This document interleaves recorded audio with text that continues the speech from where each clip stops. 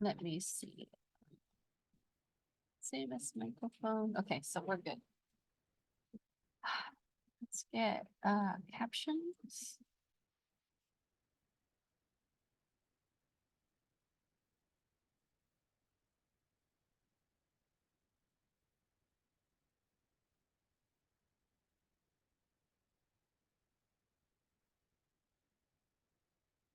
So today we're gonna go over unit 7, which is chapter 9, because this text that I had selected for this class have a little bit more chapters than the actual units, right? No? Nope. Oh, I hope you find your, Yeah, nothing important. okay. So we're gonna focus on code analysis, a little bit of security and development in development as far as software development. This is a really important area. Okay, so let me hold on one second. I'm just gonna make sure. Okay. So for the first part of our notes, it goes over software development lifecycle. Similarly, when you're looking at security projects, it has, instead of software, we call it security development lifecycle. So it's also SDLC, and the stages are the same. Why is this important for you? Because some of you would spend your career in this area quite a bit. The software developer, they have to go through security training now for most part to meet the standard requirement when they're building the software. But as a security professional or an analyst, you have to look at your application, your systems that are using the application, and you got to make sure that you understand the process within that, how they build it and how it's being tested, and to be able to integrate, or reduce the security risk for that particular application or system.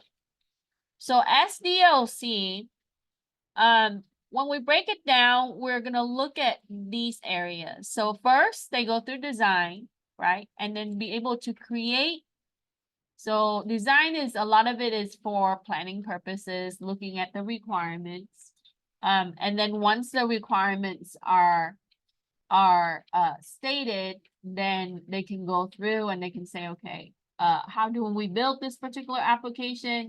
And then going through and building the application.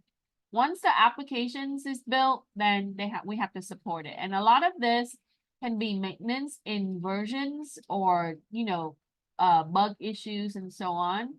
Some of it is on the IT side and the security side, and some of it is on the development side, right?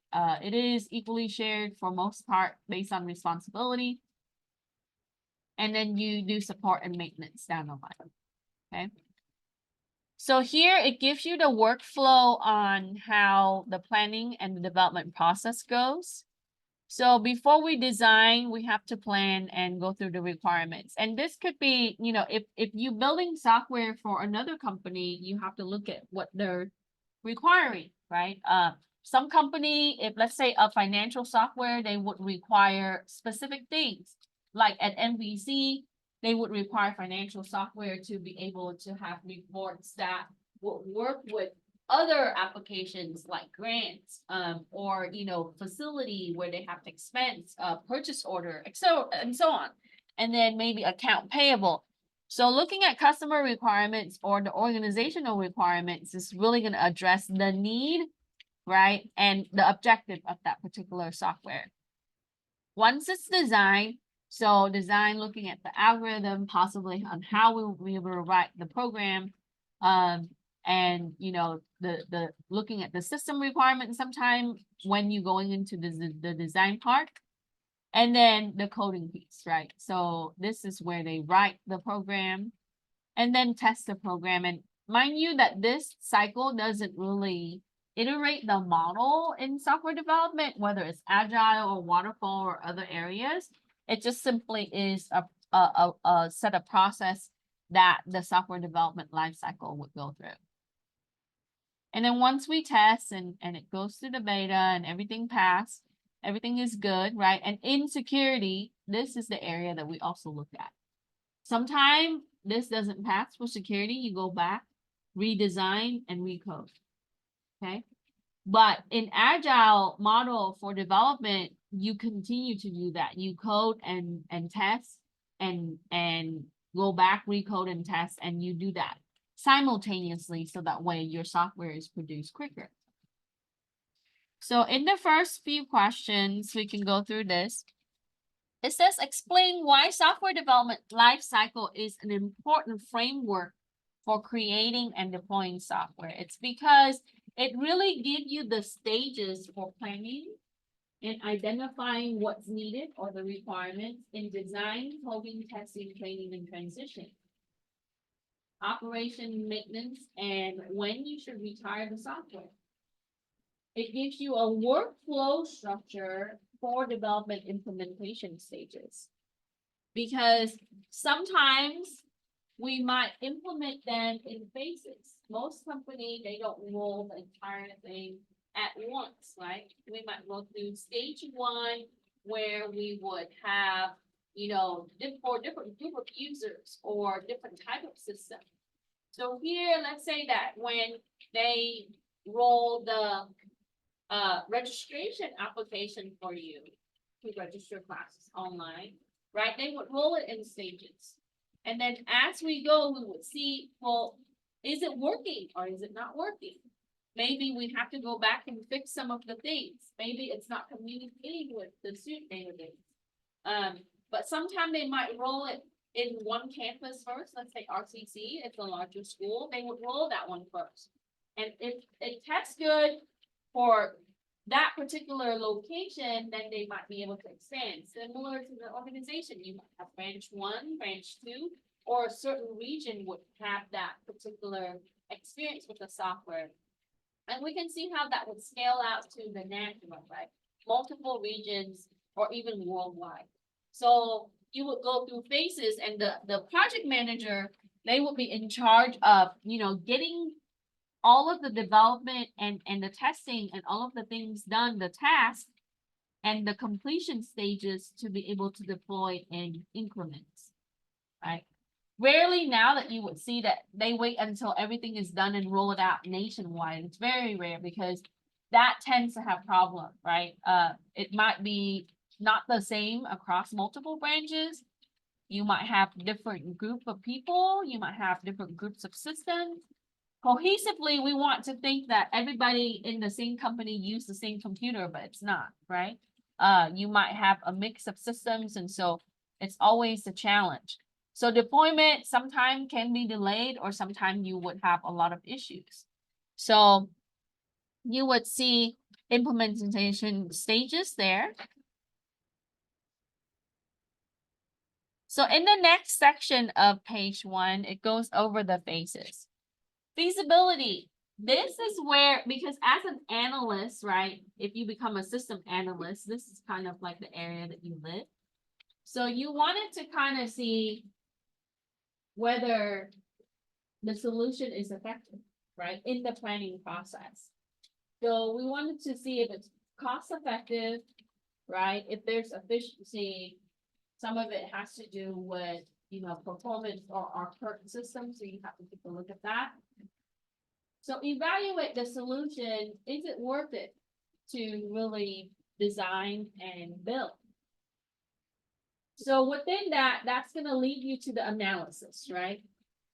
So there's some business aspect and feasibility. Is it feasible?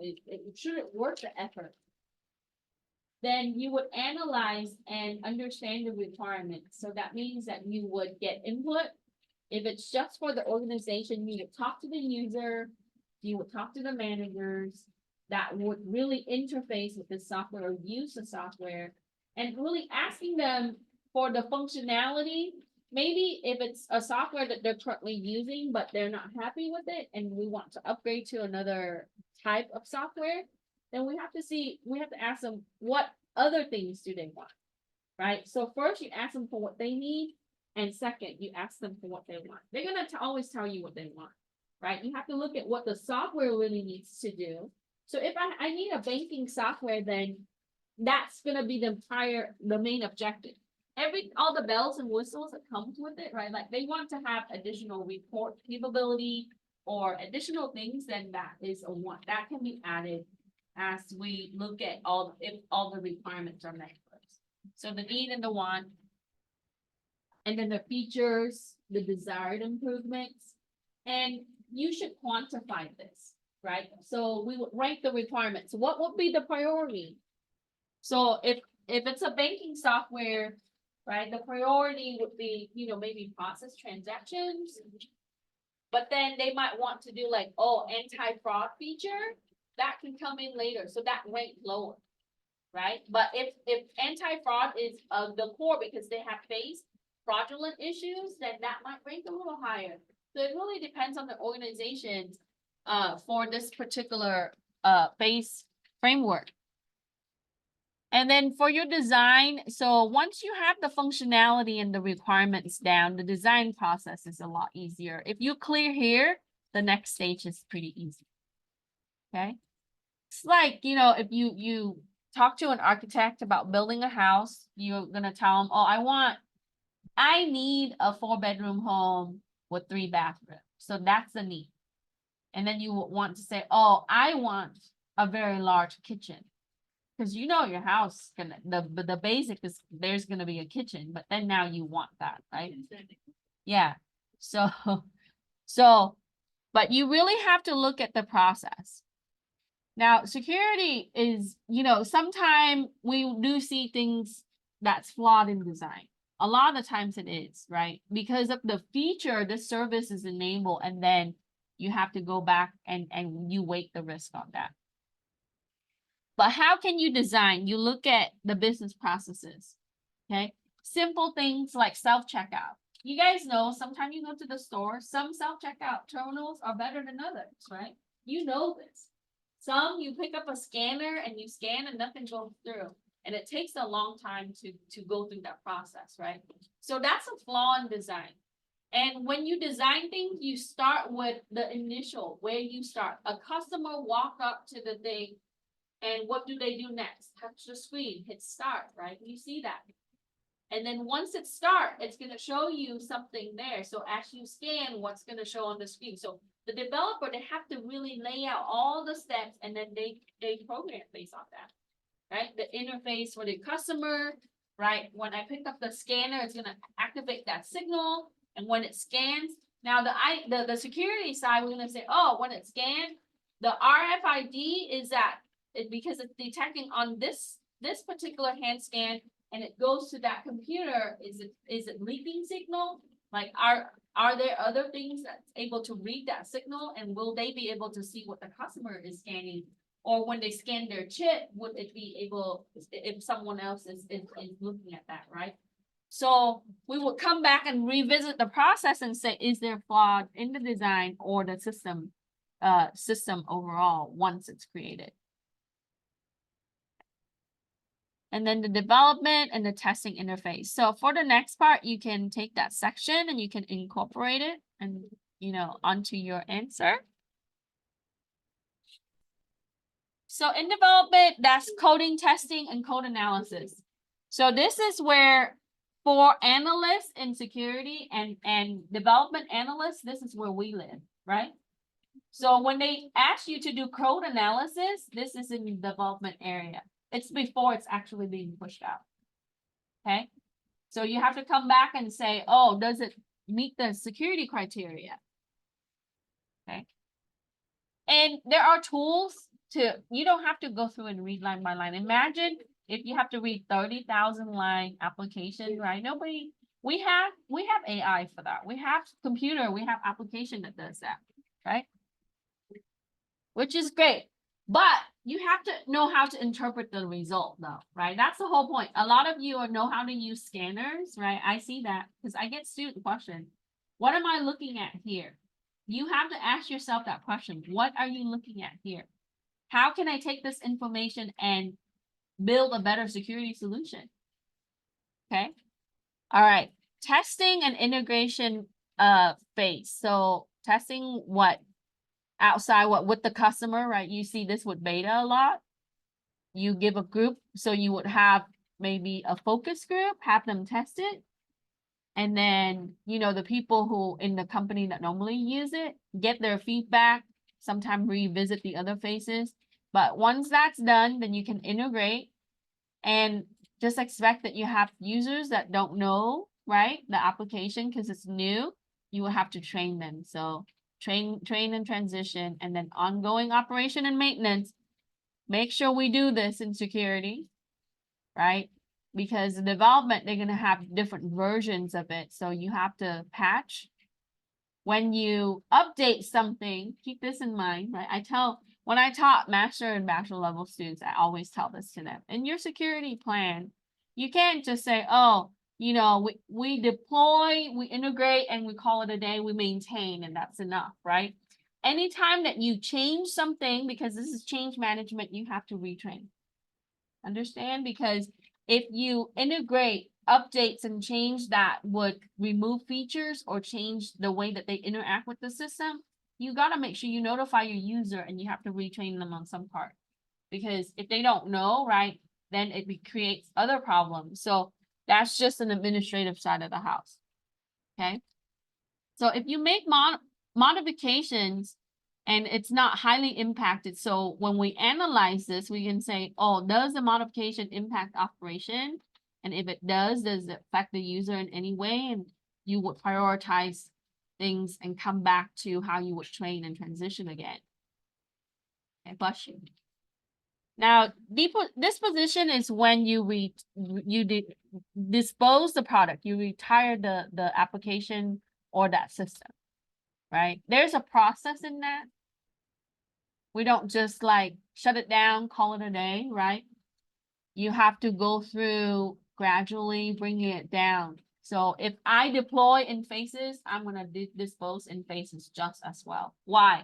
Because adapting to change, abrupt change cause chaos in organization. And that's normal. So when you dispose things, software or system, you would do them in phases, right? Like I would start with RCC student and then gradually go into staff and faculty. You know, they're upgrading laptop here, right? I'm one of the fewer ones that don't have laptop in my office yet because I haven't go through the process of filling out the form, but everybody else, and they're still doing that. They're saying, okay, you know, when you're available, you can request, and then we'll come in there and plug in your laptop. But I don't really use the system here, so you know, in my office, right? So you have to look at how it's impacted, especially your data. So schools go through dispose of like transcript systems, student attendance system all the time. I know that we are doing away with EduNav for you guys. So some chuckle and some laugh, like it's about time sometimes, right? But in order to dispose that, we can't just turn it off, right? You know, it's gonna take time, at least a year. So you plan ahead.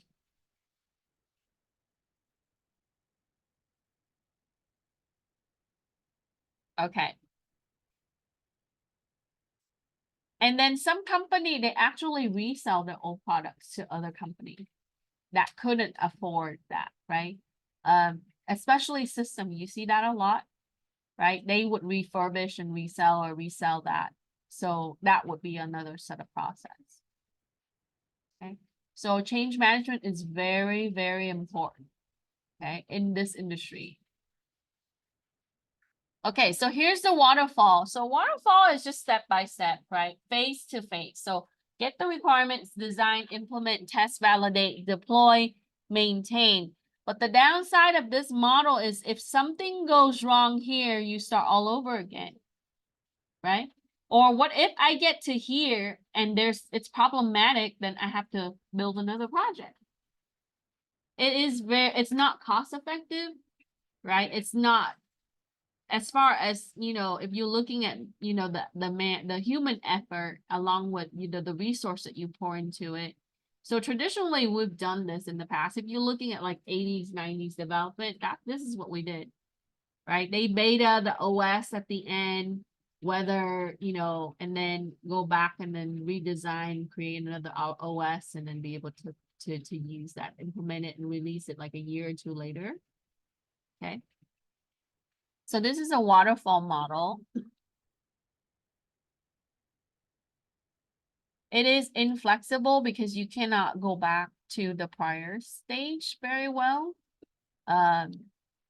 It often is used for complex system design. Something that might be government or, like space, something like that would probably use something waterfall, but very rare now. I think agile development is very common. So when you implement change, so let's say that we go through here and we started testing and the customer comes back and saying, I didn't really like this feature. Let's change it, right? So now you can't just go back. You have to go from the beginning again, getting the requirements for that and then redesign. So talk to the user, redesign and implement, and that just wastes the last how many months that you've worked on it. So that's why it's inflexible to change. Okay. And then if you have, this is ideal for fixed scope and sometimes, so scope is just, we're looking at size of the project, timeline of the project, could be other things. So if everything is constant, then it is ideal. If the timer say that we have to do this in 3 months and it's achievable and nothing changed, then it's good. Waterfall model is great for that. Okay. So if you take IT project management, and I know we're launching that in fall again, it addresses a lot of this because most of you go through security and eventually you want to be a manager, right? To be a CISO or a CIO, and you have to know this.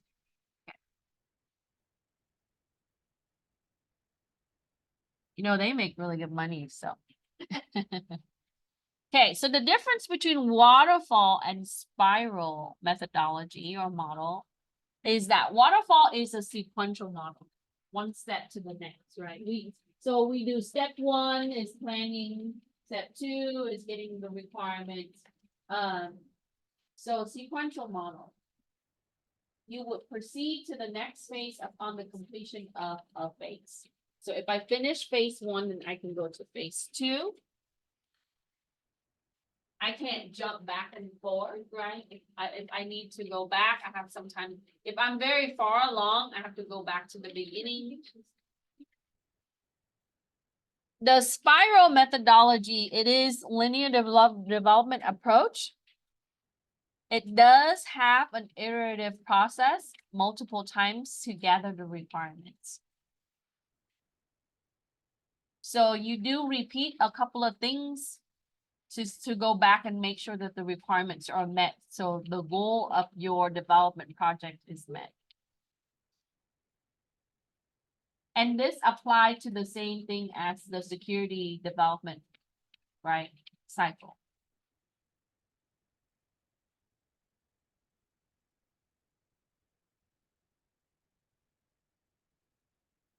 So you might have additional processes here to obtain the requirements, making sure that we're meeting the objective, but it is still a linear development. It's, so it is like a variation from the waterfall.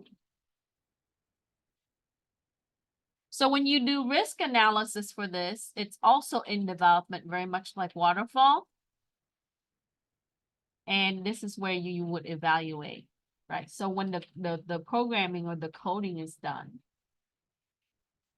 or I'm sorry, during the time that the coding is being achieved, then you would do the risk analysis, and this is where we come in. Now, if you are an ethical hacker, pen tester, or sometime if you're an analyst and they have you go back and look at existing application, that's already been built, right? So you would look at the risk analysis because maybe it wasn't done before. So you have to go in and look at it after the fact. And maybe they're thinking of redesigning it. That's when they have it assessed. Okay. But most company, based on regulations, a lot of the times they do it during the development if they're building it. And then after the fact is usually because, there's flaws or issues with that, they want you to tell them, what are the flaws and how can they fix it. That's our job. Any questions?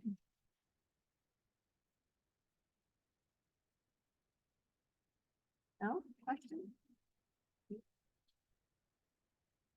So expect SDLC to be on the final exam, and if you go for certification like CYSA, they will also ask that. This comes up a lot for, technical type of certification. Because, development is for software and software is needed to be using hardware, right? So we see that in all our systems.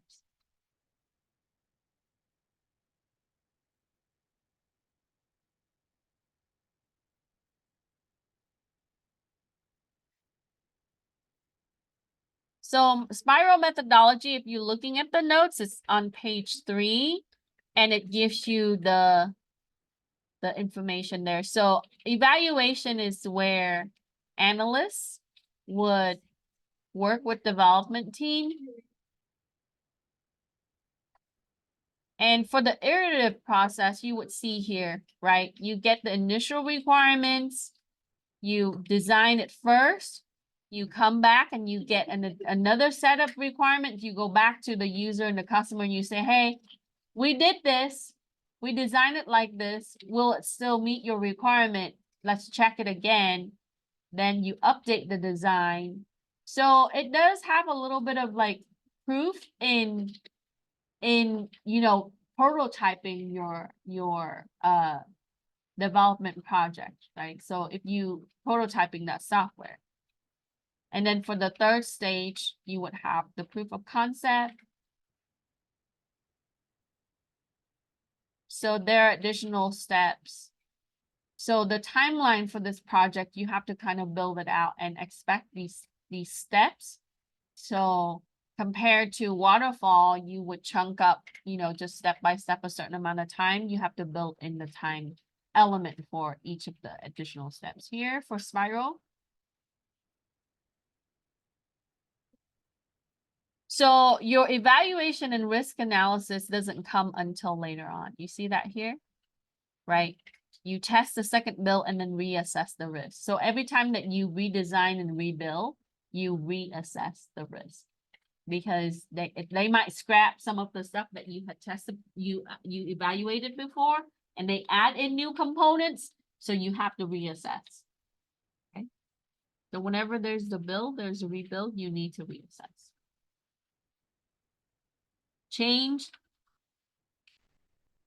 We have to look at risk again with change.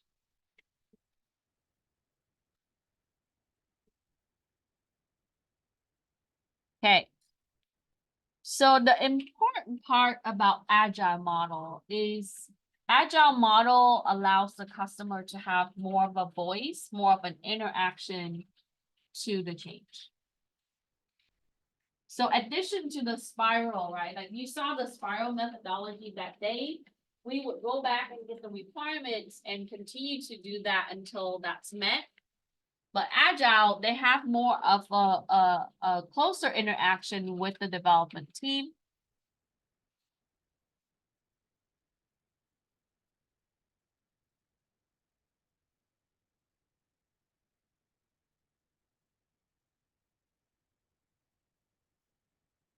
Agile, effective. Most of the development projects that you see out now is on agile, also on rapid. Makes sense. Mhm. They can extend it. Yeah. So the breakdown of agile is this. You do have the iterative processes very similar to the spiral, but you increment the process. You chunk it into smaller phases. So you would have more interactions and you would have a documentation. So in computer science, right, I tell the students, and I think as you go through the university, for some of you are in computer science, you're going to see that they make you document a lot more because documentation really speak to the changes that you make and the things that are, if there are updates and things like that. So the collaboration really is a way that we can make the product more effective and, what the people want. So the respond to change is more important than just planning and go through each of the steps. So it's like this, right? You would have simultaneous. So in an agile development environment, you would see team and sub-teams, and then they concurrently work together. So for example, my cousin, he's a senior Java developer for one of the companies in San Francisco. They handle a lot of the apps, stuff that you see through a lot of these applications, even YouTube and so on, right? Because Google would feed them the search type of things and then they would be the ones that would be selective about the ads that would go to your system. For example, if I talk about shoes, that's what you're gonna see right on my smartphone. It's shoes advertising. So he does development for them. Companies look great. Like if you look at the companies, they are like Google, right? They have custom stuff and furniture for the employee chef. Anyway, so he does Android. He's on the Android team, so because he's Java, right, and Ruby, and he worked concurrently with iOS developer group and other developer groups, and they concurrently work together on a specific project, right, and they will have a timeline for that. And throughout the year, I think he works like 10 months, and then 2 months they give him off to go do whatever. Normally he would take vacation and go somewhere. But yeah, so you would see that. So they would all be on the same task, but achieving for iOS and then achieving for Android, and they would talk together. They would say, okay, I implemented this on iOS and I implemented this on Android. How is that going to be parallel, right? And then going back, retest and things like that. So, so this is what you see with Agile. So there are 12 principles. Customer satisfaction is on top and making sure that there's delivery of software. And so this is where you see more frequent, newer versions of software.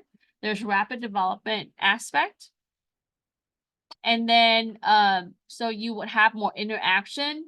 It's really built around trust and the environment. So you see a lot of that in tech now for development side. Okay. So it focused more on making people happy, making sure that the businesses get what they want, right? Regularly testing and making sure that it is efficient and performance is there.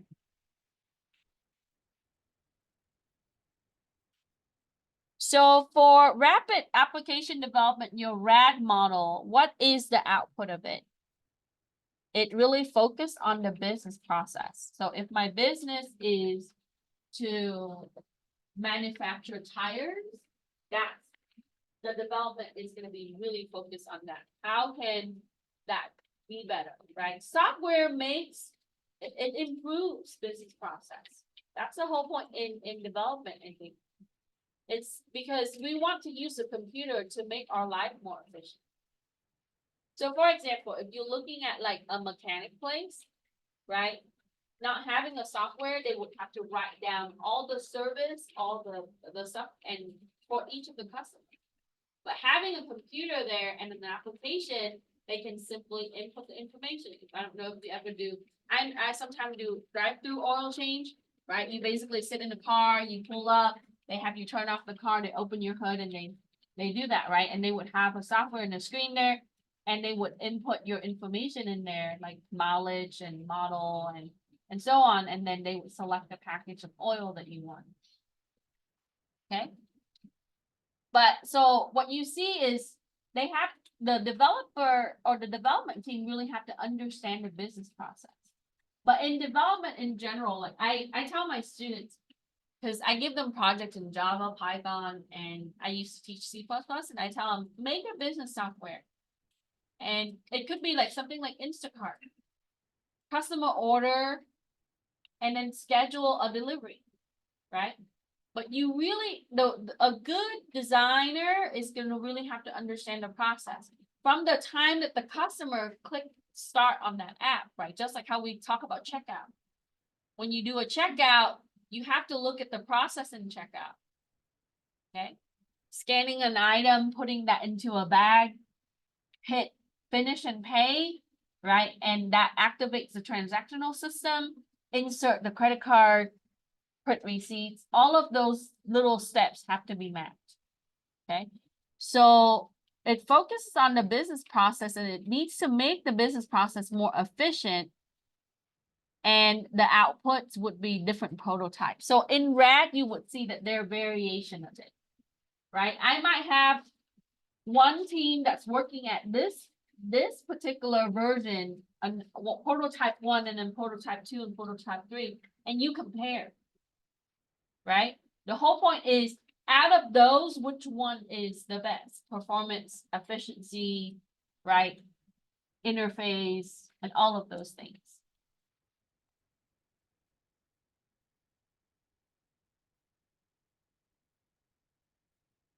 Okay, so there's some information about agile methodology here. It talks about how you need to use a list to track your tasks for the completion of the project.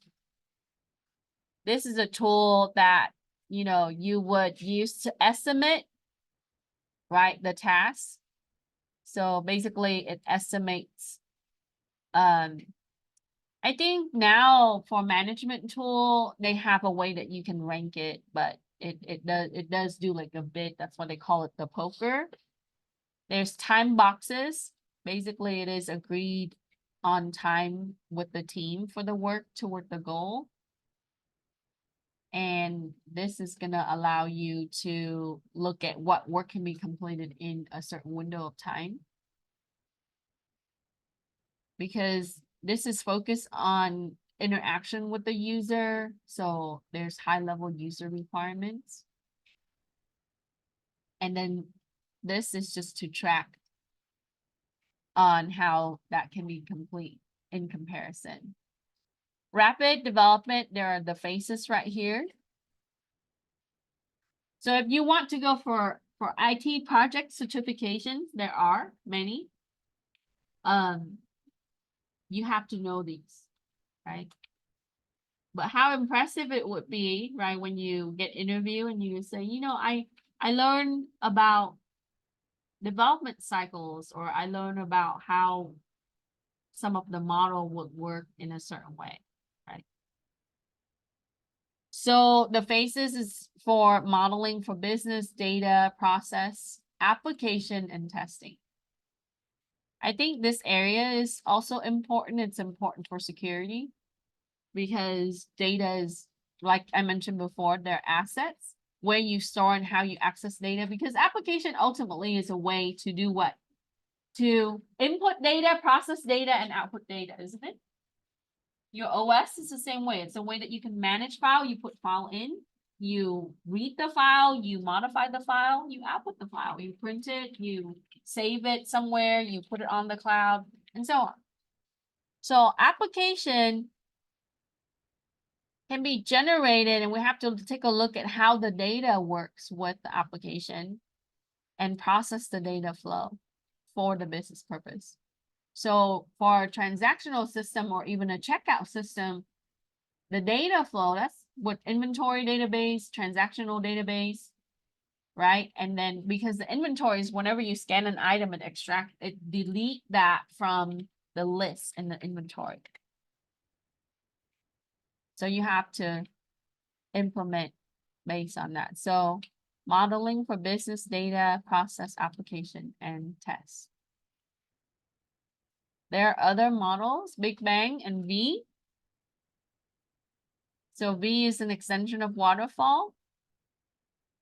And Big Bang, right? So you basically code based on the requirements as they reveal. I feel like many of my computer science students, this is where they operate right now. When I give them the project, they code before they write the pseudocode. And I always wonder about that. Is that easier for you guys? But you don't know the requirements. So after you're done with the program, sometimes you have to scrap the whole thing and then you have to go back at the beginning. So.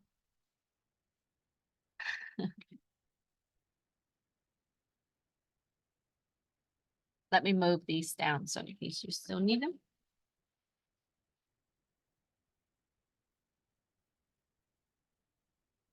So when the developer has no plan and writes the code as the requirement reveal, this is a big bang model. Okay. But you should always have a plan because otherwise sometimes it is a wasted effort, waste of resource.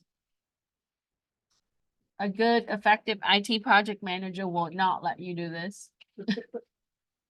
Hence the name Big Bang, right? Everything could blow up and nothing is left. Most of the beginner students, most of the students here, that's how they do the programming project. Is I've seen, like they would turn in their whole entire application. Some of them are very well written. Like I was impressed with many of them, right? And then I asked for pseudocode or flowchart, none. No plan whatsoever, just code line by line and just throw stuff in there as they need. And I said, so how do you know that it meets the project goal? Oh, I just look at what you listed and I go off of that. And I said, could you do this function in another spot that's better? Oh, sure. Right? So with that, you don't really have a true vision on what could be better if you don't plan. But if not going for it, doesn't CIS. Yeah, so you have to really have a layout, right? Nobody goes and builds a house without having an understanding or a plan of the house. You're just like, oh, I'll just put the bathroom right here. And then if you can't run the plumbing line, and oh, well, scrap that, take it down and put it somewhere else, right? A whole waste of effort. That's how I see it. And I tell all my programming classes that, but still, I still get the project that's like, oh, I have no pseudocode. But sometimes turn in pseudocode, it's like 4 lines. Start, function, finish. There's no loops, absolutely nothing whatsoever, right? You can't, in professional environment, you cannot do that, right? You cannot go about just say, oh, I'll just put that in here. Maybe use an array here or a list here, right? It doesn't work that way. You have to plan out where's the data is going to store. How do I retrieve the data? Does it work? Is it secured, right? Okay. I know a lot of this is theory and some of you are like, oh, I don't really care about development, but it touches security. So I want to make sure as an analyst, you need to know this. Because a lot of the times we deal with this DevOps, right?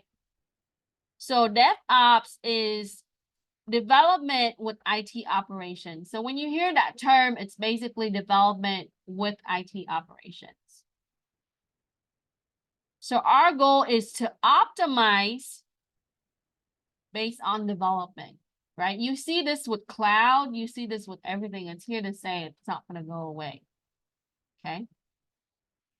So we want to improve coding, build, test, package, and release, configure, right? Because of the application, so you have to do change and configuration management, monitor. That's also another word that we live with all the time. And DevOps, the security part of DevOps is essential. So here it is. Always integrate security with design. Design with security in mind. And I think this is why a lot of developers, they go through security training, right? First get hired, that's what you need. Then development, that's also requires security. Why is that? Because let's say that you make a web application and you find out later that someone could perform SQL injection on your online form where your customer fills out things, right? And that will cost more money to fix than to really build it out in the first place. So sometimes consultants are brought in for this, external consultant, and sometimes it's in-house, right? And then for operations, we secure operations. So the IT and the security people live here for a lot of the times, right? But we always wanted to go through the process thoroughly. What does that mean for us? Find threats. Through communications, If it's a web app, what's communication? All the services that you turn on, HTTPS, all the protocols, all the things that talk, system, servers, web application, DNS, right? All of those things that communicate. Even when you're looking at the app that goes on your smartphone, right? How that communicates out to service provider and all of those things. So we need to talk to the people and looking at what is possible in security as threat. Plan, test, and provide feedback.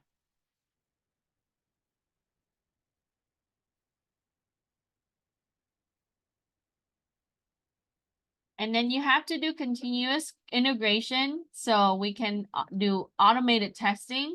So you're going to use tools today that you would see that you can automate it.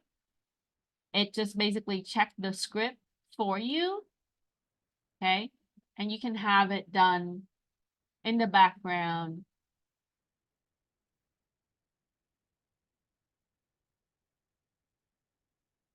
Okay, so let's go through software security issues. These are the things that you need to look for. And I talk about this in computer science so many times. Input validation, error handling.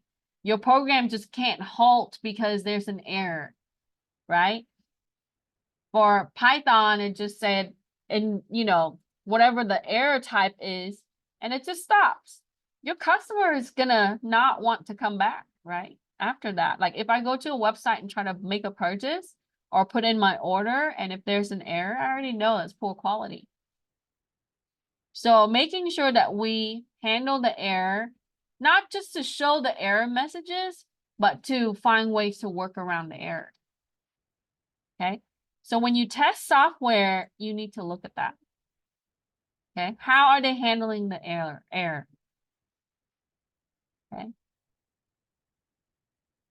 And then if you're looking at, and some of you know pointer, right? Pointer is basically we're using a location to point to another. It's like this. I want to get to your house, right? But I don't have a map or anything. I just know someone that lives on that street. And that person lives in the house down the street from you. And I go there and I ask that person and that person points to you. So basically, we're using a location in the system to reference another location, but it needs to dereference. And a lot of you took C++ and Java, you know this. Okay, so having that knowledge is useful. So I encourage you to take coding classes, even though they're difficult. Okay. Not just Python, but know the objective language, know how to use classes, because one day you might find yourself working with applications that C#, C++, Java quite a bit, right? So race conditions, in some of my Python class, I talk about race conditions on how that needs to be addressed. So you're looking for the error, you're looking for potential issues in how they write for the process to be executed, and then how it references based on storage or memory address. So an insecure object references is one that exposes the information that's stored within. Okay. Software is about putting things in different location and be able to access that object that is stored. Okay. So if you have taken Python or objective language, you guys already know, right? How we access objects, there's a way that you can control what's private and public. Okay. Some of my students, they didn't know how to do that, so they make everything public. And I asked them, I would say, well, is this feasible for a security software, right? So you have to think about what needs to be accessed and where. And then for race condition, so you see this with concurrency and parallel programming a lot. Basically, your system needs resources to do things in parallel. So for example, if I send two people down with one car and I told them to go to two places to buy me things and bring it right back, right? One person's gonna have to drive the car, the other sits in it, but they have to go to one place and another. But that's not how we use things. We use things simultaneously. You open a file and you watch a video, right? Your processor has to handle that with threads. So what happens is certain threads will take up all the resources, like streaming a video, while the other ones wait. Okay, so I have to wait in the car while you go and get groceries, and then it's my turn. But we have to make it seamless. So sometimes certain thread would absorb all the resources and not let the other one has it. So you do see some of that, right? And that what happens is you do see malware that capitalize on that attacks with that type of conditions, and they would succeed because they're capitalized on that process that's hanging on to all the resources like memory and things like that. Broken authentication, very important. This is where backdoor happens. Okay, making sure they have the proper privilege and access level and no backdoor. Sensitive data exposure. I think this is in a lot of apps. As Brandon was telling me before, right? If you're using something like Temu, guess where it is? A huge discussion about TikTok, right? You know, yeah, it's a cool social media platform. However, how are they protecting your data? Where's the data go? Can you control the privacy of data? Insecure components. Microphone is on, right? When it's not supposed to be on. Modules that make up the applications. Maybe there are things needs to be turned on for certain service, but that is a flaw, right? Insufficient logging and monitoring. Accountability is so important in all systems, right? You need to do this because otherwise you cannot have accountable things for the events that happens on the system. Default configurations. You see this with Bluetooth devices and a lot of things that we use. Insecure functions. So these are the things that you need to look for if you want to do application analysis, right? If you want to do security application analysis. Many of you sometimes ask me, oh, I like programming, but I want to do security. Well, you can do this, right? You can look at the code that people wrote, test it, and tell them what they did wrong, right? It's kind of like, it's great. You don't have to build it, but you can test it.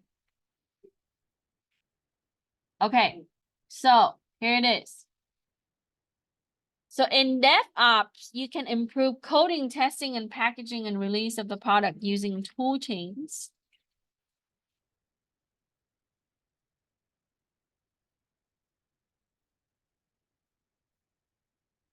And the goal of DevSecOps, right? That's security DevOps, is to integrate security in design, development, and operation. Those are the 3 areas that you have to make sure security is there.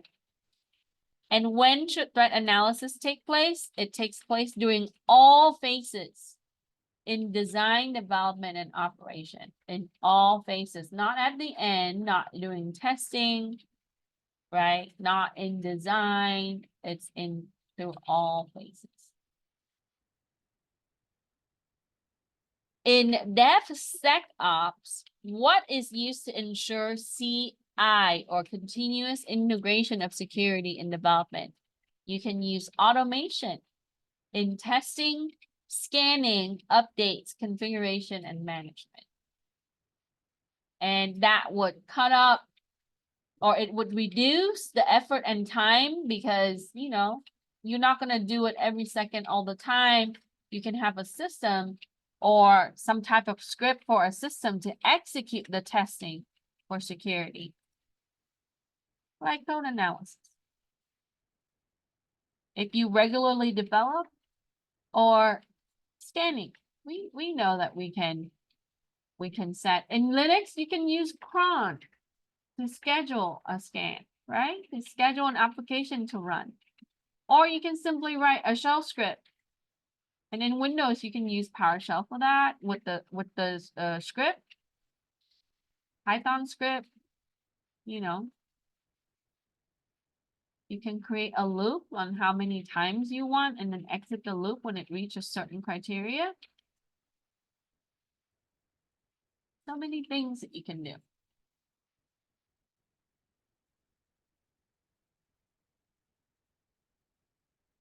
Any question?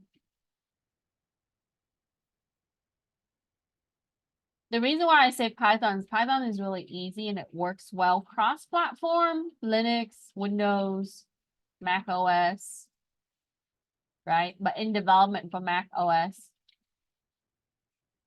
it uses a C-based language, but not. So for Windows, it's C#, right? iOS, it's other language. And then, so you have specific language that would work with a certain type of operating system. And then if you want to build web app. So Python is cross-platform. So if you need to write something that's cross-platform, that will be ideal that you use a cross-platform language. And then you got web languages that just work with the browser. So things like JavaScript and other, right? That is browser-based language like Lua and so on. Java is also supposedly would be net or web-based and also could be used cross-platform, but it's preferred to be used in a lot of embedded Linux. Python, you can use it in embedded Linux. You see that Linux comes with it now, right? But for Java, because it uses Java virtual machine, you would see that it's often integrated with things like embedded Linux is like Android. Okay. So Android Studio with Java and another language on top of that. Any question?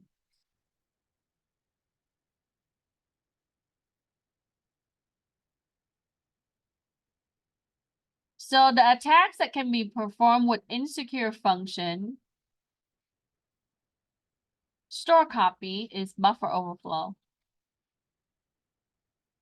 What happens when you have buffer overflow? I know you guys know this. What happens with buffer overflow? Yeah, so if you are dedicated a certain amount of storage, it is more than what the dedicated storage are intended or coded, right? What happens to your computer or your system in that case? It freezes, right? Yeah. So a lot of times, you guys, I'm sure you know about denial of service attack, right? Denial of service attack capitalized on buffer overflow. Sometimes it's communication based, right? But a lot of the times, if you know the system becomes unresponsive when it can no longer store what is being required or what's being queried, and then or retrieve the data to serve what's being asked. Okay.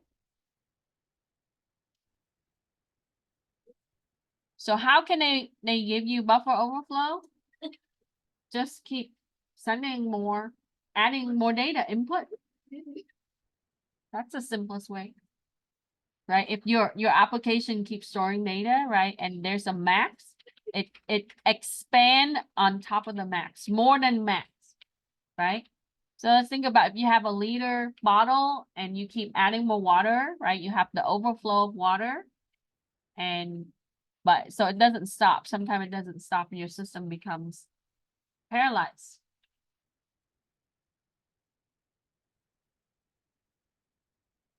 So the mobile platform, this is what you see with smart devices. Insecurity in communication, authentication, authorization, insufficient encryption or weak encryption. Code quality sometimes can be poor and reverse engineering. So when you're dealing with mobile platform or even the application of mobile platform, you have to look at how secure is the communication. How do they communicate from one system to another system or my system to the service provider or the network? How is the application on the mobile devices authenticate, right? I think now we are more comfortable with biometrics because that comes with the device now. So once you authenticate, what are you authorized to do on that application? So let's say it's an email application. Once you logged in, right, it gives you the inbox, maybe, you know, a way that you can compose mail and so on. But are you authorized to do more, right? What is the limit in this? So access management is here and here.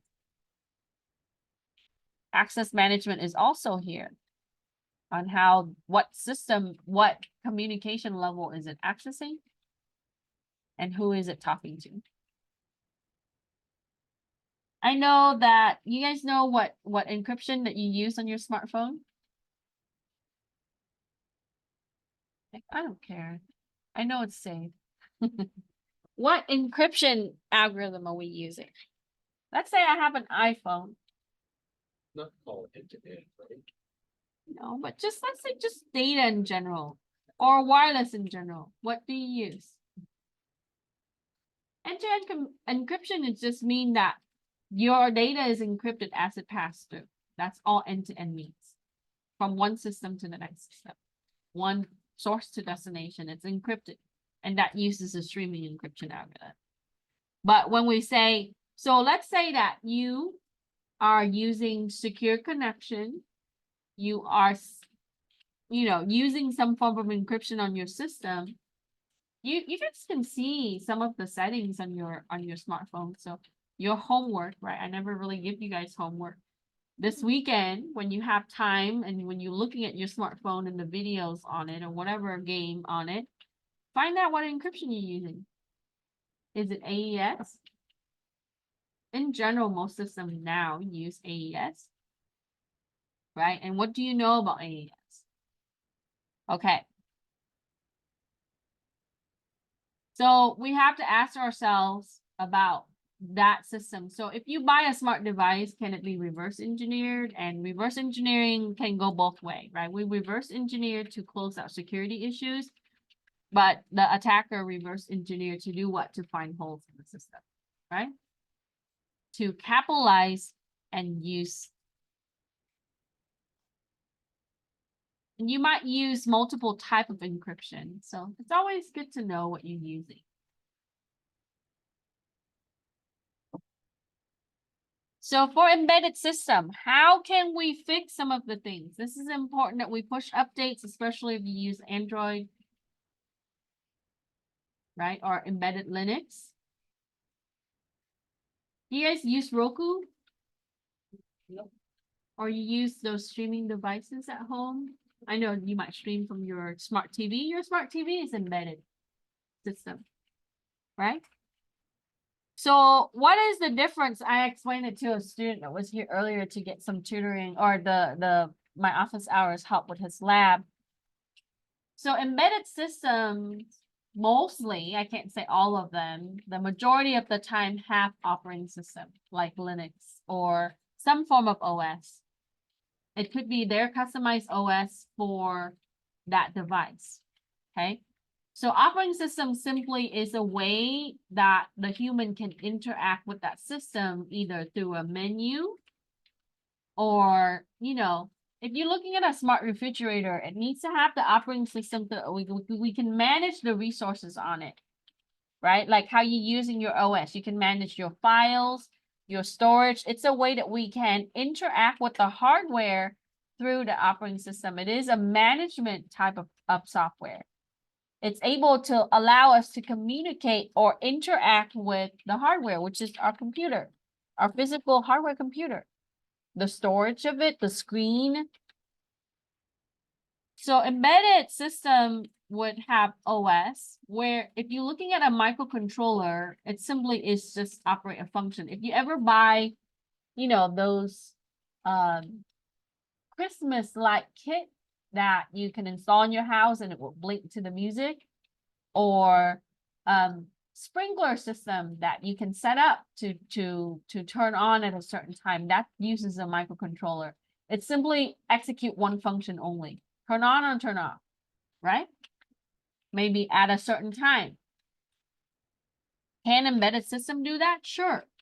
But if you're using a smart thermostat, Alexa, smart TV, smart refrigerator, it has multiple functionality. Connect to the internet and give you the weather while showing your email, right? And showing what you have in your refrigerator. You've seen the one with the fancy screen that tells you and it gives you the temperature of your food, right? It needs an OS to do that because it needs to have a way to control the hardware resources. So with that, knowing that you need to update hardware and firmware. Okay. Your car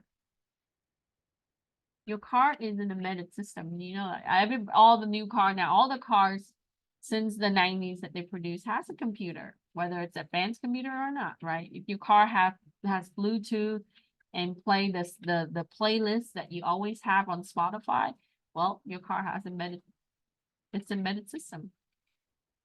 So that means what? When you bring it to the dealership, they need to run the updates. Speaking of that, I need to bring mine in because I haven't brought it to the dealership for a while. And if you don't, someone can take advantage of that, right? So when you're doing IoT, keep this in mind. There's a lot of job for security for IoT evaluation and risk assessment. If you look online, right, industrial automation requires IoT everything. Why is that? Because manufacturing company has handheld devices and things like that, robots and all of those things, and firmware, hardware updates is required. Software updates is required. So that would close out some of the vulnerability in the attacks. Okay.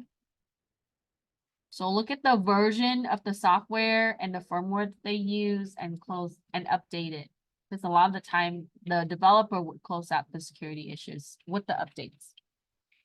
How are firmware flaws discovered? So how can you find out if, you guys ever seen videos that people control cars? Right? They would sit with a laptop and then they would communicate with the car and then they can stop a car. They can, turn on the car. You hear this recently with the Tesla and Tesla keys, right? That's the issue. So how can they find out the weakness of a certain system with its firmware is through reverse engineering or exploitation? Just keep trying different things, right? Exploit the vulnerabilities with it to test the flaw. A lot of it is research. I'm going to tell you now, security, a lot of times you have to research. Like maybe let's say if we're looking at the version of that application, if you already know the functionality, it might use a protocol that is vulnerable or RFC, right? If you look at the RFC, and it would have like the number. So look at that version of RFC and see if there's issues. So the attackers, they would sit there and they would research these things. And if they find a flaw in the technology that's used without have to reverse engineer it, they would just try to exploit it. There are exploitation kits for applications and things, right?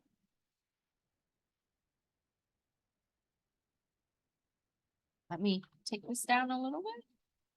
Are we good with 12? I can move 13 and 14 down. Our lab is really short, so don't worry. I know some of you want to be done. It's only been about an hour or so.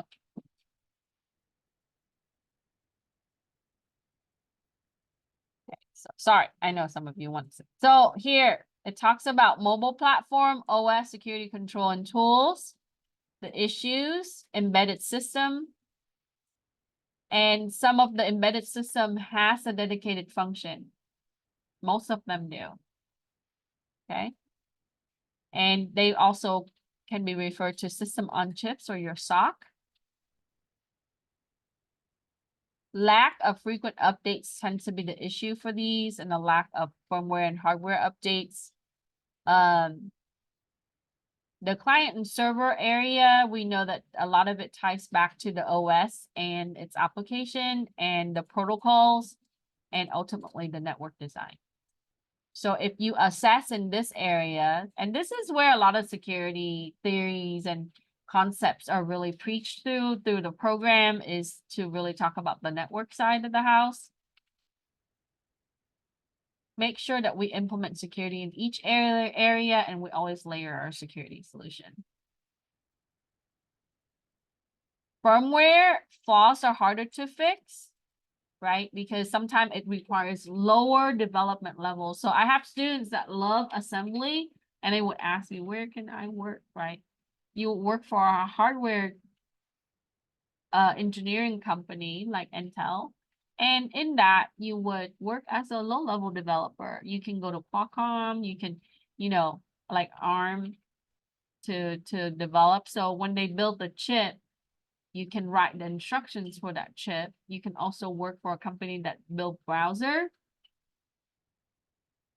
But a lot of times now, like Apple, they hire low-level developer. However, right, you on the new ARM for their chip, you would use a C compiler. So it's not as difficult, but the instructions are still written very similar to what I teach in LC3.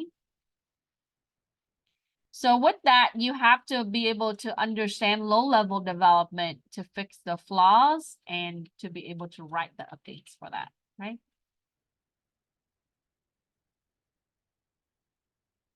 So here are the coding practices.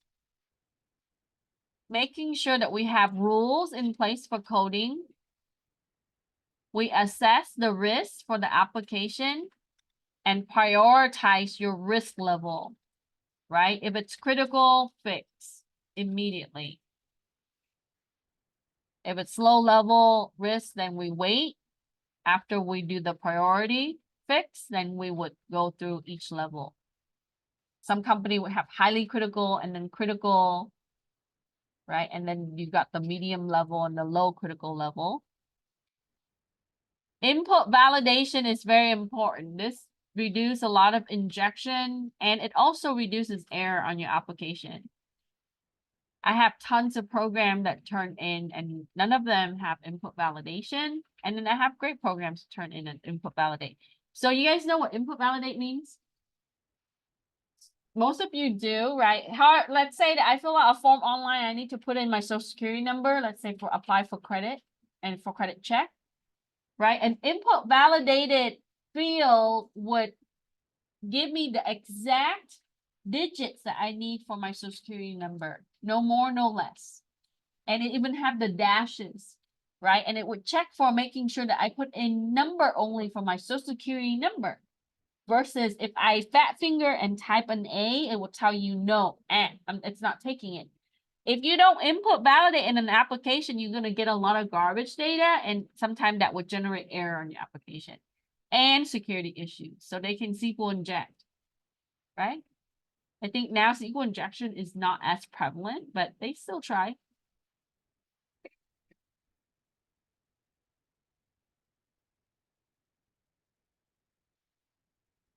This is also important. Encoding special characters.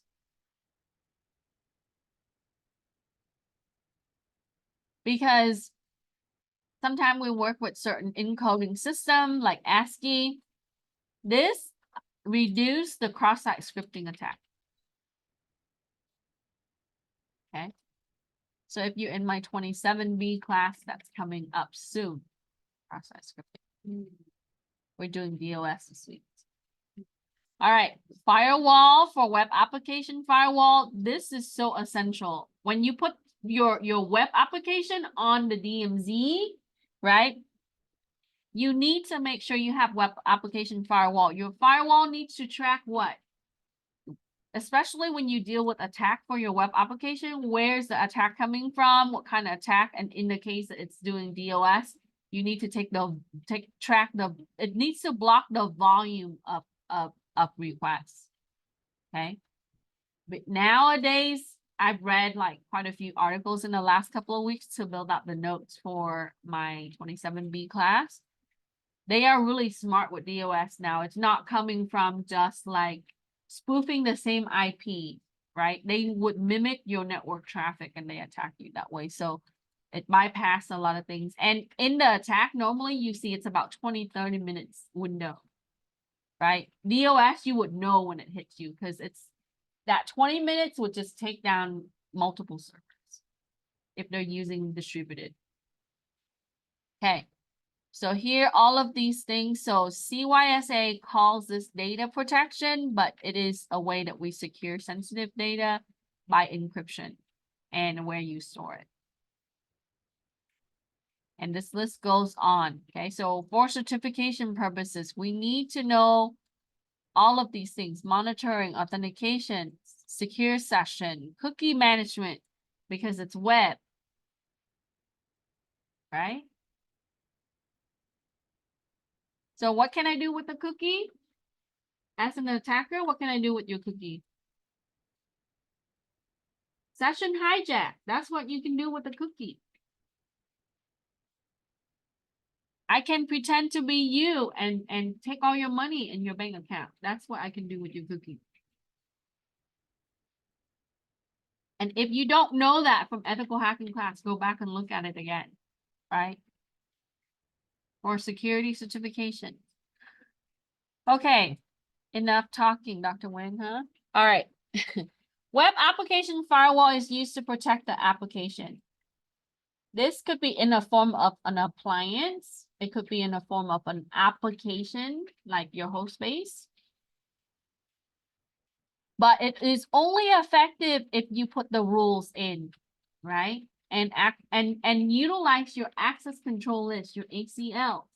Why do we care about that? ACLs is going to allow you to control who's communicating with that application, what type of IP that you can block and allow, right?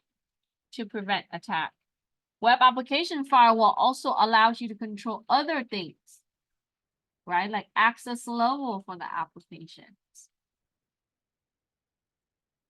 And on that server, who communicates with that server and what can be accessed from that web application server. So when we say web, there's two entities, your web server and your application server. Sometimes it is one physical system, but taking two roles.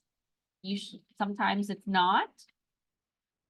Application servers allow, and we can manage what application can be distributed and used in our network and for our customer. And then the web server brings your customer to that application server. And then you also have a DNS. So there are interchangeably roles that you see with the server. So we would use firewall, network firewall, and web application firewall to control the security of that.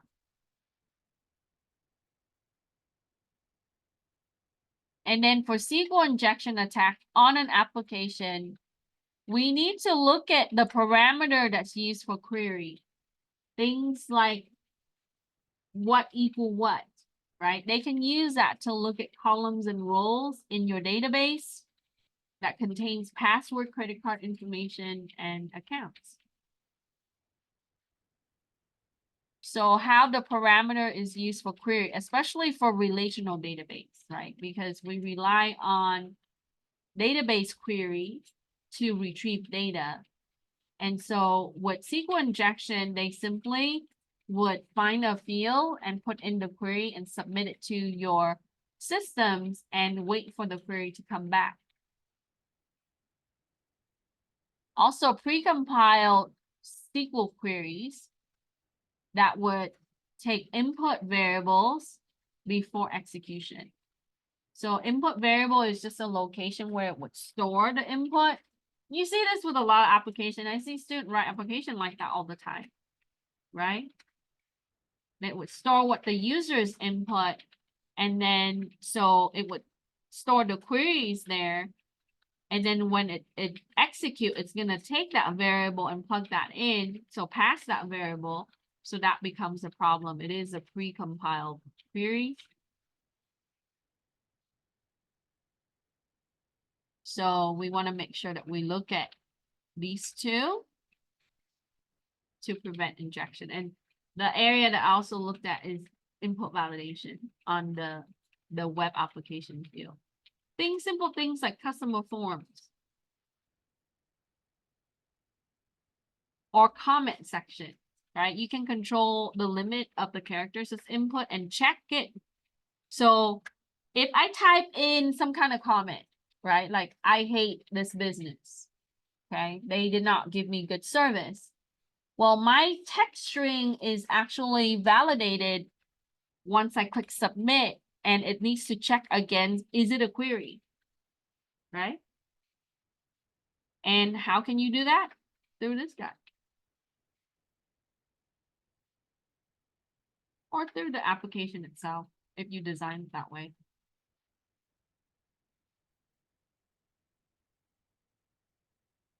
Any questions?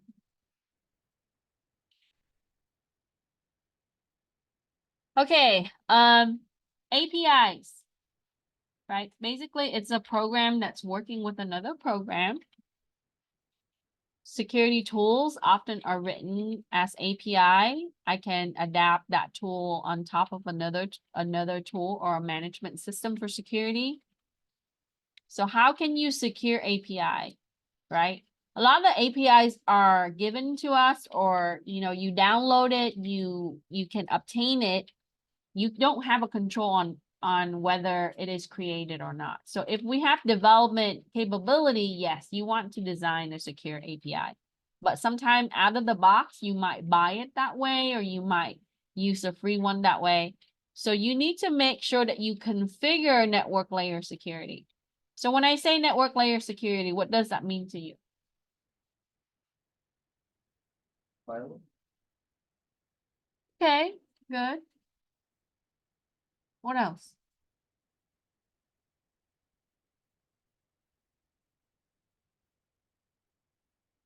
How it communicates across the network, how it's routed, right?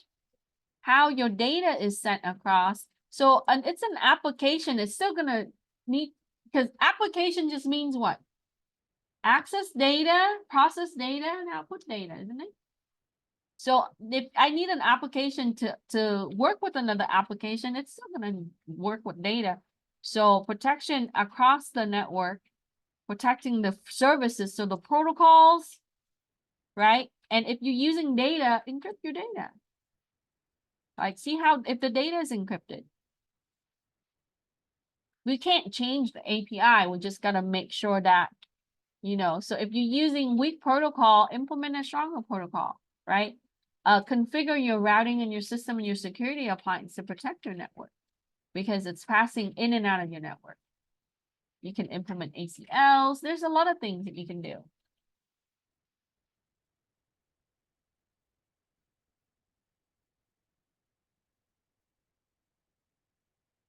Any question? So API's information is here, right? Looking at authentication, authorization, and data scoping, making sure that we don't have too much data, rate limit, input filtering, monitoring and logging remains secure. So your log needs to also be secure. Network layer security to protect your services and your servers. Okay. Now, here are some of the acronyms that we need to address for this area. Service-oriented architecture. This is designed for services.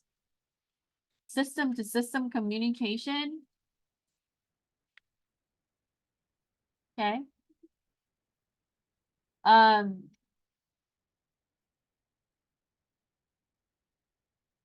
So anything that's complex in the service needs to be hidden, right? Because you don't want to expose that, because that way it's a way that they can find your data or your system critical area. SOAP, or SOAP, is a simple object access protocol. This is XML based. The majority of the things that deal with big data is XML online. Your cloud systems, all of the things that anytime that they keep your data and with message, so it uses XML message-based protocol. This allows it to frequently use the web services. It's a way that it can transport your messages back and forth. It is extensible, so it can be on top of additional or a component or a feature of an application, and it is customizable. REST is really cool when I teach Python for security and advanced Python, or even, when we deal with web related, RESTful or REST is awesome. Okay. So it is RESTful HTTP. It stands for representational states transfer. So a lot of the things are programmable in the back, and you can attack also through this. So if you're looking at like tools that attack web servers, a lot of the times it's denial of service. But if you're looking at web server communicating with web server, you write, script or program that would do that. So you can implement APIs that are REST or RESTful. So it operates based on these constraints. Separate the clients from the server. It has a uniform interface. It needs to be stateless. And it is cacheable in the response. So the response is stored somewhere. This is where you can pull your headers, by the way. So the scanner that you use in security, it capitalized on this, the cacheable piece that's stored on your server. Your services are being layered between the servers and the clients because HTTP is the TCP, it's operate under TCP suite. So there gotta be negotiation and acknowledgement with between the systems. So this is why the services are also layered in the communication area. And it needs to include client executable code for their response. And all of this can be integrated into an application that can regularly log. So it is ideal for logging web-based type of environment. Okay. So you have private and public APIs in different areas of technologies. And APIs, just keep in mind that they are vulnerable because they rely on the application or the tools that you use on top. And then there are services and systems and protocols that is incorporated with the APIs that are inherently vulnerable. So how can you test an application? Scan using a tool. Automate the vulnerability scanner. I think we've seen some vulnerability scanners, right? And Kali Linux has a set of tools that out of the box you can use for pen testing, so it's great. You can manually pen test, and then you do code review. So when we do code review today, that's part of this. So I've taught security for many years, and this area seems to be the struggle for many security students, because for a lot of security people, the classes we teach networking a lot, and we secure the network a lot, right? We taught a lot of concept around that. There's not a lot of emphasis in programming and how we do analysis. So be strong in the programming area. That's going to help you in the long run. And learn many different languages. JavaScript 1, Python, Java. I already talked about those, right? Also need to learn HTML and CSS because, and if you learn JavaScript, try to also learn Node.js is also important. Lua, there's many more. So you can use OWASP code review guidelines to be able, so they have guidelines for you to follow, so that way you can meet the objective for the business in these areas.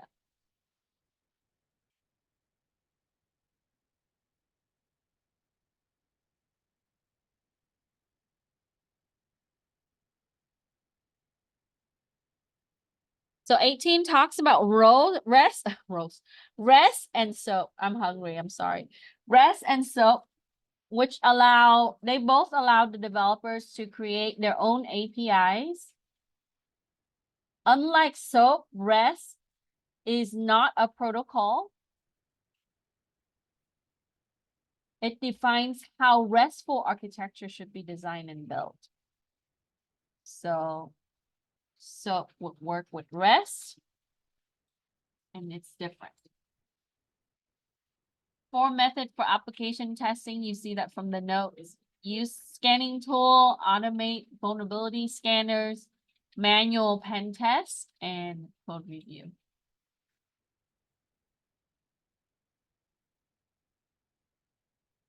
So how can I manual pen test a web application? You can see if you can manually inject queries in there. Type in a query into the field. See if it takes. Right? That's manual SQL injection. What else? Instead of using a tool to automate it, you can manually take out each of the process and then do it.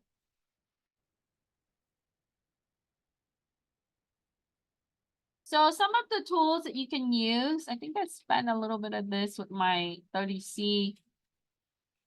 Crucible is very good for code review. Codacy, static code review. So there's dynamic and static code review. So we'll touch a little bit on that today. So Codacy is, there's an area for static, that's good. Fabricator differential code review, this allows you to look at things that have been changed.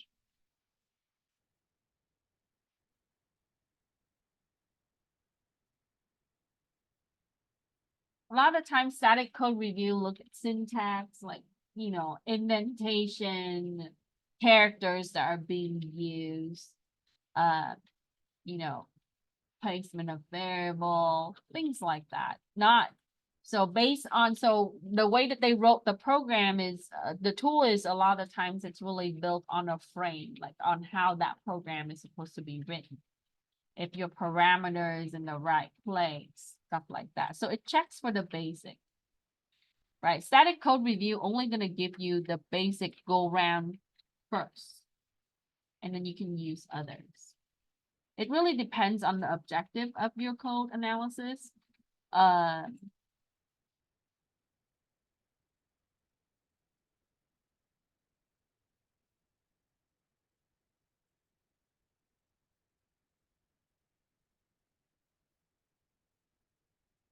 Oops, sorry.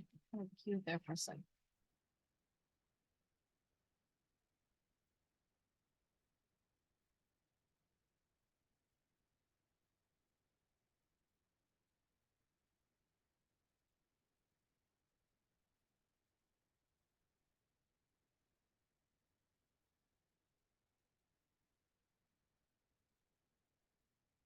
Now, there are a lot of toolkits or proprietary products out there that will do it for you. You would, you know, you buy out of the box, you would have the code review feature. The application would do a lot of things for you, and it also going to give you report. If you work in that environment, great. You know, for some of the smaller companies, if they don't have that set of tools or the tools, then you can also find industry-based tools, either open source or, you know, you can pay for some of the license that individually has its functionality for code analysis.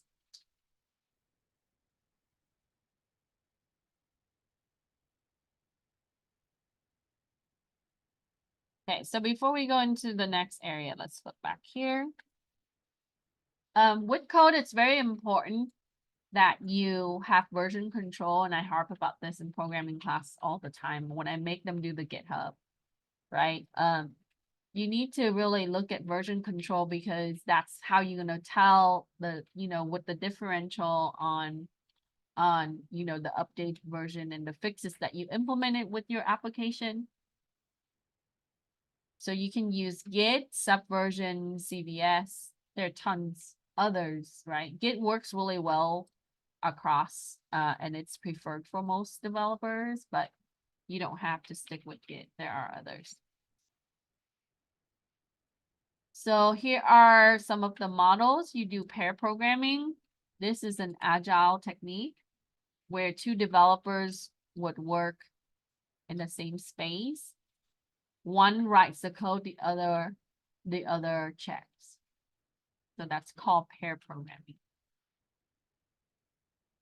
So that way you can achieve the task quicker instead of when the developer finish check, so they would review and code at the same time. The only cost, I think, for that, it reduces the time cost, but I think if you just have 2 personnel versus 1. Then there's also over the shoulder, same approach with pair development. It would require the developer who wrote the code to explain the code to the other. So it is, whether you look at it efficient or not, it's really depending on the need for that project and how you manage that project. So this is a way that we can perform peer review on both ends.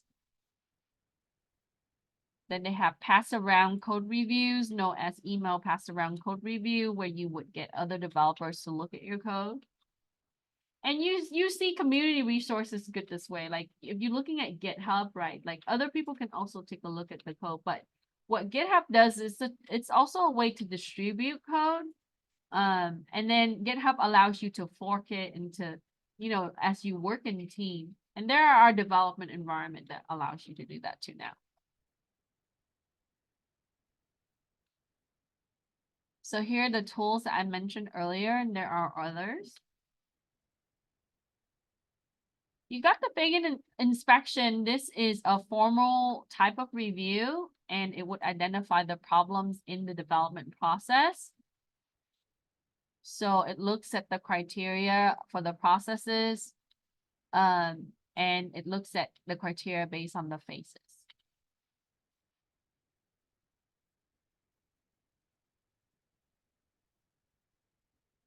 Okay, so the static code analysis. This is where they call white, it's used for white testing. Okay, or white box testing. So that means what? It looks at the problems that could be missed by the developer. So when you look at it today, like I mentioned before, right? The program that we use is pretty basic. So it's looking for characters, it's looking for white space, it's looking for simple stuff that might be missed somewhere. Okay. Now in security, you might hear fuzzing a lot. And fuzzing just means that you subject the application to random data. You can automate this process. A lot of the fuzzing tool does that. It would just randomly pull data and then plug it in, almost like forcing it, but it's just subjecting it to invalid, or this is how you can also test for input validation. Because who's going to sit there and type like 1,000 of different try for, things, right? And in the case, if you want to test performance and performance wise, you want to check to see if it fails, if it generates error, if it crash, right? Because those things belong to security. How? Availability. And then if it's spitting out private data, like SQL injection, fuzzing is automated and it tends to identify some of the simple problems compared to more of a complex problem. You can also subject it to fault injection. This is how we would look at what error or what fault area and how it would be handled. Here are the 3 sub of fault injection: compile time. So it would insert faults into the actual source code. Protocol fault injection. It would send unexpected protocol non-compliant data to the application. Runtime injection. You guys probably heard of runtime error a lot if you learn programming, right? But for a running program, it would then inject faults into the running memory. As you know, that for a lot of the compile program, it pushed things on stack, right? That's just a region of memory where it would store executable functions and variable that's used for those functions or container. and so on. So this is why you see that all the programming stuff that we teach is important for this area, because if you understand how the program is written or how the code is used, you would understand a lot of this too, so it's helpful. And then you have mutation tests, which is similar to those, the other injection, but it's just changing the input of the program or introduce it to faults. Okay, stress tests and loading tests. I'm just gonna let you know that this takes time, a lot. Okay. I'm sure in development, some of you probably seen or heard of stress testing. So because load, we have to go through different load, and for a larger complex application, it does require a lot of time. Here's regression. To answer the question, when do you use regression testing? Right? When changes have been made that don't create any problems, it's to ensure that no new vulnerabilities or misconfiguration can be found or created. And when you're using automated tools or scanners or vulnerability scanners, this can be automated for regression testing, assuming that we haven't had change. So there's nothing new that should be introduced, right? That's the whole point in regression testing. So the answer for this is, when should you use it? When you already updated the system, and if the new updates doesn't cause any new problems and it's applied to the system. So that means that you already test your updates and when it's applied. So regression should be performed after you patch it, after you install the patch. But before you install the patch, you need to test the patch, right? So when the new updates are applied to the system. And if you do find something, then you go back and be able to research that and find ways to remove it or contain it. Atomic execution in hardware security. That's the next part, is the hardware security, because we already talked about software. Now we have to talk about hardware. This is a way to prevent other processors or devices in accessing or modifying a location during the operation. This allows it to have integrity for the operation. And you do see a lot of this that is system-based. So in many ways, this is helpful for the protection for your software. Eventually, your software will access that, right? System component or things that are in the back. So basically, it's a location, the region of the memory that cannot be modified on that hardware.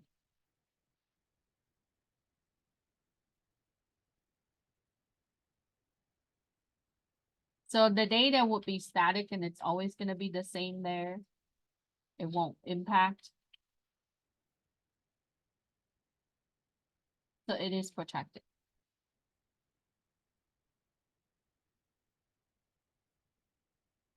So to secure hardware, what should you do? Are we good with this? Can I scroll down? Yes, yes. 2 more, come on. We made it to 6:45. So the last question, 23, is just describe the techniques used to secure hardware of the system. We can look at a system as a whole. We can install anti-tampering equipment. Things like lock, chains, zip ties. Sometimes they have more professional things that you can put.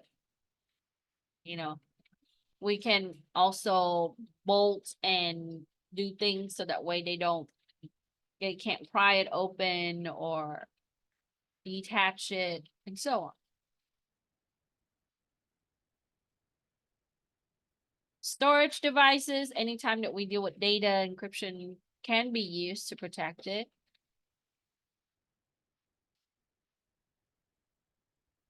So when I say a bus, that's not a school bus, right? We know that from 25, a bus is just a path, how data can be traveled on.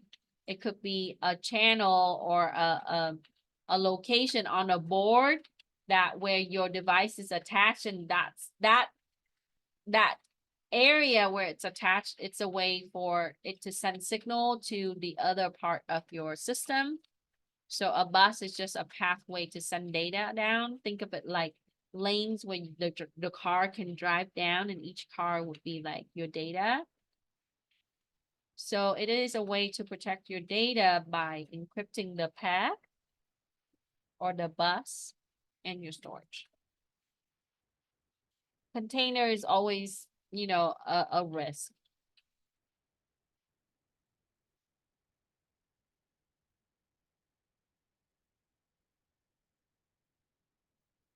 Any question?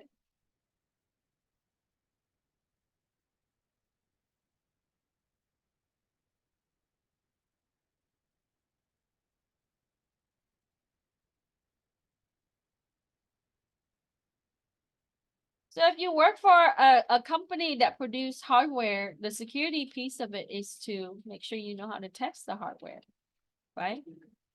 So you will work with engineers and designer and, you know, project managers and things like that to test the hardware. IoT device company, they spend quite a bit of money in security to be able to test that, so. All right, any question? Right one and release of the notes. Okay, appreciate it. Did we miss anything?